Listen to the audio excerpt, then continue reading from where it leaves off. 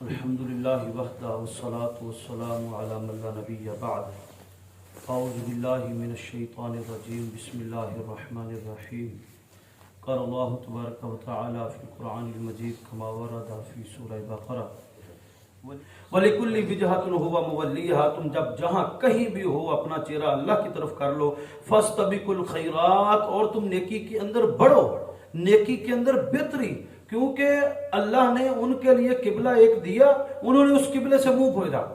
تمہیں ہم نے اپنے قبلے بیت اللہ سے منہ پھرا کر بیت المقدس کی طرف 17 ماہ نمازیں پڑھائی، تم نے وہ بات مان لی، پھر ہم نے تمہارا قبلہ واپس کیا، تم نے یہ بات بھی مان لی، تو فاستبقوا الخیرات تم نیکیوں کے اندر دوسروں سے بڑھ کر ہو اور مزید بڑھو، اس میں اضافہ۔ اور یاد رکھ لیجئے عربی زبان کے اندر ہمارے اردو کے اندر 3 زمانے پائے جاتے ہیں، حال، ماضی اور مستقبل، پاسٹ، فیوچر اینڈ پریزنٹ۔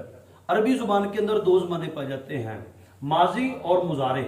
مضارع کے اندر پریزنٹ بھی ہوتا ہے اور فیوچر بھی ہوتا ہے، موجود حال اور مستقبل، جیسے ایاک نعبد ہم تیری ہی عبادت کرتے ہیں اور کرتے رہیں گے، وایاک نستعین تو اس سے مدد مانگتے ہیں اور مانگتے رہیں، فعل مضارع۔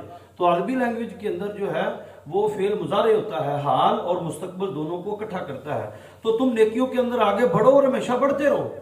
اینما تکونوا یأتی بکم اللہ جمیعا تم جہاں کہیں بھی ہوگے اللہ تم سب کو اپنے پاس ایک نہ ایک دن اکٹھا کر لے گا۔ ان اللہ علی کل شیء قدیر بے شک اللہ ہر چیز کے اوپر قادر ہے۔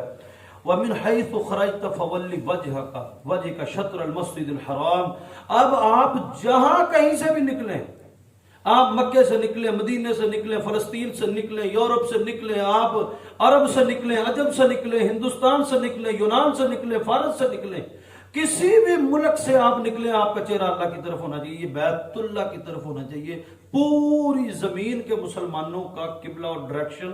وَمِنْ حَيْثُ جہاں کہیں بھی آپ نکلیں، خرجت فولی وجہک شطر المسجد الحرام تمہارا چہرہ مسجد حرام کی طرف ہونا چاہیے۔ اِنَّهُ لَلْحَقُّ مِنْ رَبِّكَ یہی تمہارے رب کی طرف سے حق ہے، تمہارے رب کی طرف سے، لَلْحَقُّ مِنْ رَبِّكَ تمہارے رب تمہارے پیدا کرنے والے الہ کی طرف سے یہی حق ہے۔ وَمَا اللَّهُ بِغَافِلٍ عَمَّا تَعْمَلُونَ اور جو کچھ تم کر رہے ہو اللہ اس سے غافل نہیں ہے۔ وَمِنْ حَيْثُ خَرَجْتَ فَوَلِّ وَجْهَكَ شَطْرَ الْمَسْجِدِ الْحَرَامِ اور تم جہاں کہیں سے بھی نکلو۔ اب دوسری پھر آیت اسی کے اوپر، ایک پچھلے رکوع کے اندر، 2 پہ در پہ اس کے اندر، یہ پچھلی بھی یہی سیم الفاظ اور یہ آیت بھی اگلی پھر 150 نمبر آیت پھر یہی۔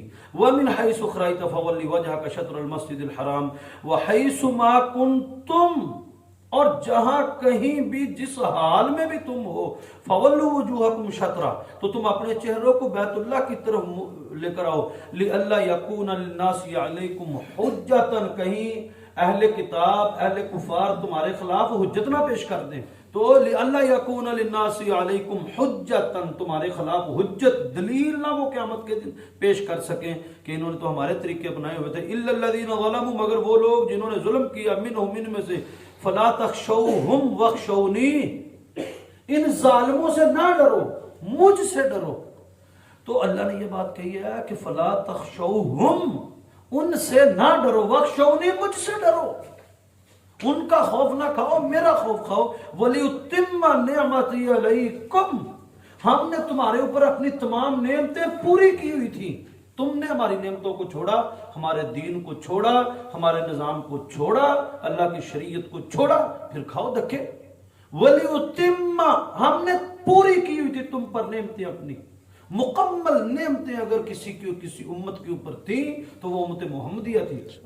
وَلِيُتِمَّ نِعْمَتِي عَلَيْكُمْ ہم نے تمہارے اوپر اپنی تمام نعمتیں پوری کی ہوئی ہیں، وَلَعَلَّكُمْ تَهْتَدُونَ تاکہ تم ہدایت پا جاؤ۔ کما ارسلنا فیکم رسولا یہ آیت مبارکہ آئی ہے جو حضرت ابراہیم علیہ السلام نے دعا کی تھی کہ اللہ اس قوم کے اندر اپنا ایک ایسا رسول بھیج جو ان میں سے ہو، ان کی اصلاح کرے، ان کا تزکیہ کرے، جو آیت پیچھے گزری ہم نے پڑھی۔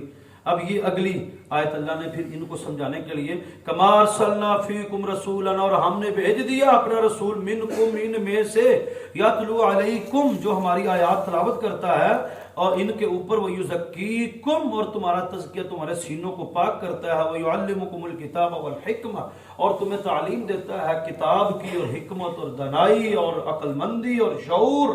والحکمہ، اور محدثین کے نزدیک حکمہ سے مراد حدیث ہے، والحکمہ قرآن مجید، والحکمہ اور حدیث، وَيُعَلِّمُكُمْ مَا تَكُونُوا تَعْلَمُونَ، اور تمہیں وہ سکھاتا ہے جو تم نہیں جانتے، جو تمہیں پتہ ہی نہیں تھا، اور ہمارا رسول تمہیں وہ سب سکھا رہا ہے جو تم نہیں جانتے۔ فَاذْكُرُونِي أَذْكُرْكُمْ، میرا ذکر کرو میں تمہارا ذکر کروں گا۔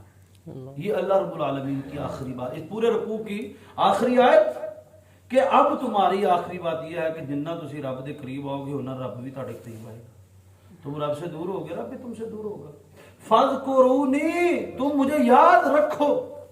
یاد رکھنے سے مراد اسی صرف ذکر ہی لیا ہے، اور نظام کفریہ ہے، اتنے کوئی رب یاد نہیں، زندگی ہماری بے دینی، اتنے کوئی رب یاد نہیں۔ تو ذکر سے مراد جنہوں مرضی پوچھ لو جی، 100 دفعہ اللہ اکبر کہہ لو، 1000 دفعہ سبحان اللہ کہہ لو، 33 دفعہ الحمدللہ کہہ لو، یہ ذکر۔ بھئی یہ جو پچھلا پورا چیپٹر گزرا ہے، اس سے لگتا ہے کہ اس آیت میں اللہ نے صرف یہ گل کہی ہوگی کہ بس میرا ذکر اللہ اللہ کرو؟ جو اتنا بڑا چیپٹر پچھلا گزرا ہے پورے نظام اور سسٹم کے متعلقہ، تو اس آیت سے کوئی صرف اللہ اللہ نکالے؟ فَاذْكُرُونِي أَذْكُرْكُمْ، تم مجھے یاد رکھو تب میں تمہیں یاد رکھوں گا۔ وَاشْكُرُوا لِي، میرا شکر ادا کرو، وَلَا تَكْفُرُونِي، اور میرے ساتھ کفر نہ کرو۔ یہ کفر ہی ہے جو ہم نے رچا رکھا ہے، اس پورے چیپٹر کی آخری آیت ہے نا، تو پھر کفر سے کیا مراد ہوا؟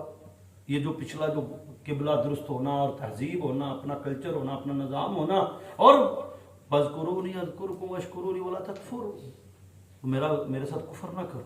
تو یہ سارا اسی سے مراد ریلیٹڈ چیزیں۔ اللہ رب العالمین عمل کی توفیق عطا فرمائے۔